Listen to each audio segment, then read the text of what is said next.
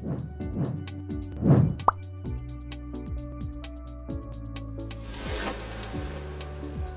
everybody. Welcome to this edition of Ask Dr. Barry. And, it's interesting because we get so many questions, and we always start when it comes to the medical cannabis world with what is the endocannabinoid system?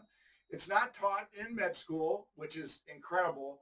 I mean, we in the biz call it the 13th or 14th organ system of the body, right? Every bit as active as the respiratory, the reproductive, the endocrine, because there's receptors up and down the body called the CB1 and the CB2 receptors.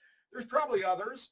We just haven't really been able to discover them yet because of federal Schedule 1 designation, another whole Ask Dr. Barry show, of course. But the point is, when it comes to the endocannabinoid system, it's those unique receptors all throughout the body that respond to what's called the phytocannabinoids. So endo means within the body, right?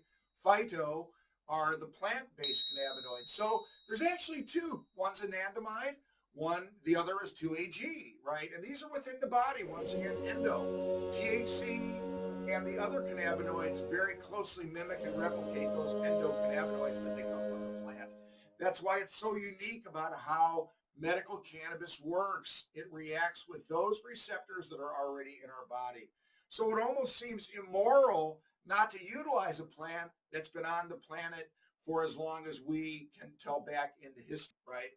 It's just the unique pharma era that we live in, governmental repressive era that we live in, that keep a simple plant, right, from benefiting patients. And not just patients, but societies in general. Let's face it, in the anxiety-induced world that we've all lived in, at least most of my adult life, and let's face it, this is 2020.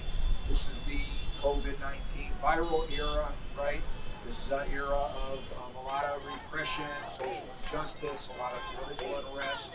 So people, right, are going to look for those things which allow them to navigate themselves through that anxiety-induced society that we live in. And as a plant-based solution, cannabis can be very much more so appropriate for them. And the beauty of medical cannabis, of course, is the fact that now we can take that ratio of the THC, one of the 144 different cannabinoids, right? And the only one, of course, that causes that quote-unquote psychoactivity or the high feeling of cannabis.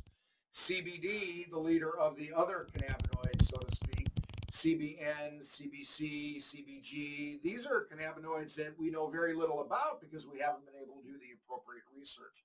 But it's that entourage effect uniquely that allows us to tailor an appropriate program to interact with that, once again, subject of today's topic, right? What is the endocannabinoid system? That's what happens. Cannabis interacts with that system to give the relief of the symptoms that patients are looking for, be it anxiety, depression, be it chronic pain, be it tremors, restless leg syndrome. It's very unique to the extent of cannabis, and there's a term for that too, and perhaps that'll be the topic of one of our next Ask Dr. Barry's. It's called pleiotropism, right? One substance treats a lot of different ailments. One would think that that would be a great thing in medicine, but believe it or not, it confuses conventional healthcare doctors. So as we go forward, we'll take up a whole lot of these different type of topics from many different angles. But once again, it's all based on that very unique and beautiful within our body endocannabinoid system.